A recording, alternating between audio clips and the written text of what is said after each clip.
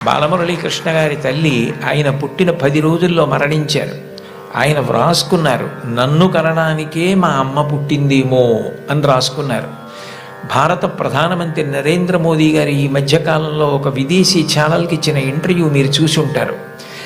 అసలు నేను ఆశ్చర్యపోయిన ఆయన చెప్పిన మాటలు విని. నిరుపేద కుటుంబంలో పుట్టారు. వాళ్ళ అమ్మగారు అంత కష్టించి పనిచేసేవారు, వాళ్ళ నాన్నగారు కూడా అంత కష్టపడి పనిచేసేవారు. ఆయన ఆ ఇంటర్వ్యూలో ఒక మాట అన్నారు, అసలు నాకు బూట్లు వేసుకోవడం అంటే తెలియదు, కానీ బూట్లు లేవన్న పేదరికం మా మనసుకి అందకుండా మా అమ్మ పెంచింది. అంటే ఉన్నదానిలో అంత తృప్తిగా బ్రతకడం మా అమ్మ నేర్పింది. మాకిది లేదు, మేము చేతకాని వాళ్ళం, మేము వెనకపడిపోయాం అన్న భావన కలిగితే ఉత్సాహం రాదు. అటువంటి భావన కలగకుండా ఎప్పుడూ ఉన్నదానితో తృప్తిగా పరమ సంతోషంగా గడిపాం.